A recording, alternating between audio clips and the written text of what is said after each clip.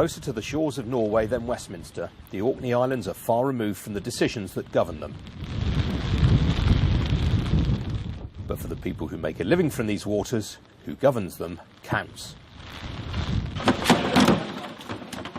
Shellfish are one of the island's biggest exports, and these lobsters will be shipped south, ending up on the plates of London's restaurants. I travel to Kirkwall to meet the men who catch them, one side making their case obvious from the start. But less clear is whether they and the politicians can reach any agreement. Give us the positive case for independence. The positive case for independence, well, everything is closer to the people, and we're a country of 5 million, and like Denmark and Norway and these countries, it would just be better run. You're just closer to the seats of power. I think that there's huge opportunity for people in Scotland to have a greater deal of say in the future of the islands in Scotland and the things that are close to the people who live here, work here. What are the downside risks for you if the yes side prevail? Well, it's something that I can't understand. I mean, everybody, all of us here want the same thing. We all want to work away and make things better for ourselves and our families. We all want to have a nice house, a car, holiday now and again, night out occasionally. And 90% of the politicians in Holyrood don't want us to have that. One of the main arguments from the No campaign is that a United Kingdom is better to do things like police Britain's waters, stand up for Britain on the international stage. Tell us how you think a yes vote will benefit the fishing industry. Marine Scotland would make a far better job of running fisheries than... I'm sure Robert doesn't agree with this. I'm having issues with Marine Scotland. We all have issues for Marine Scotland, but there would be our issues with Marine Scotland, not a rather remote London-based thing. The fishing industry would be 0.5% of Scottish GDP, whereas I think the strawberry picking industry is higher in the UK terms. So it would have a far better voice and be listened to a little bit more than it is at present. But how do you square that with the fact that most Scottish politicians are completely anti-fishing? And the bump that we got through the post, for the Scottish Government Yes campaign, detailing all their beautiful rosy plans for the future where everybody's going to get everything for free. They didn't mention the fishing industry. They're a voice on your behalf. Yeah. It's a democratic society we live in. They're a voice on your behalf. You have to go to them and explain to them that this is what you would like to put forward.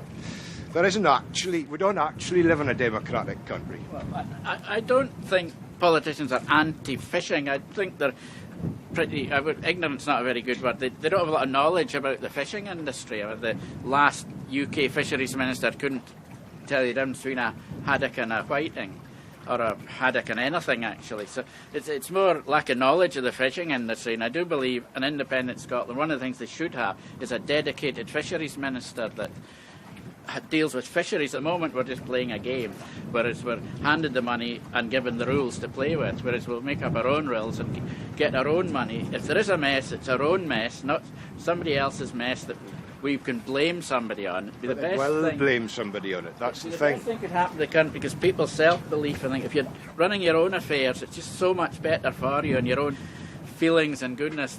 Where do you think we would be if we actually got what Scotland wanted and we had the Labour Party in power for the last 40 years? Where do you think it would be? At IMF, that's where it would be.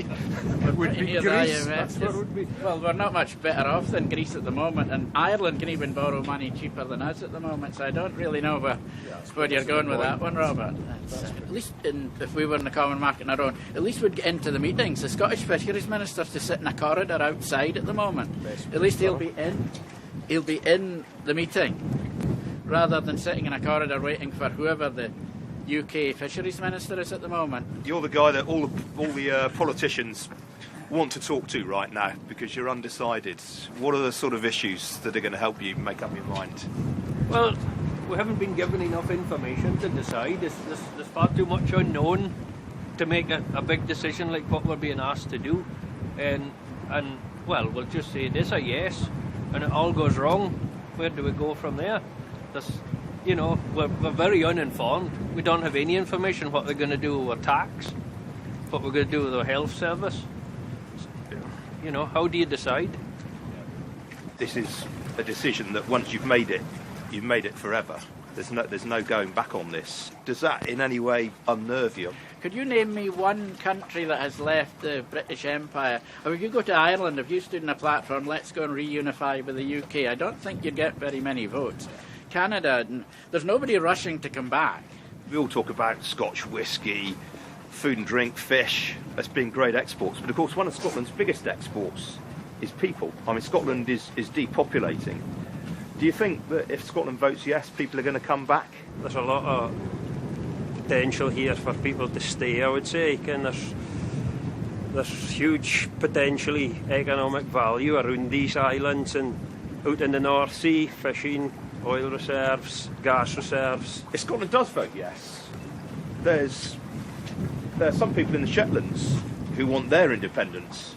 Would Orkney ever want independence from an independent Scotland? Well, there's already in the pipeline, there's our islands, our future, you know, splitting off with Scotland or having extra powers. Only if you vote yes. Only if you vote yes. And I mean, I couldn't think of a more nightmarish scenario than having the guys in School Place in charge of Orkney. I mean, good heavens. If it all goes wrong, where do we go? We're okay at the minute. I'm not saying it's great, but we're okay.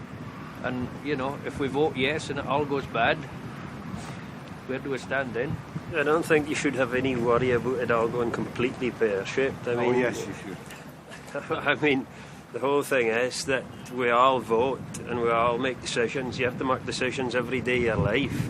And I mean, if you're closer to the people who are putting forward the legislative side of things when it comes to your decision, then I think you'll be as well placed through Holyrood and Westminster. You're closer to everything that you do on the sea, whether it's entitlements for catching fish, whatever it is. I mean, definitely better placed through Holyrood. This is a decision forever. You know, this is for your kids, your grandkids.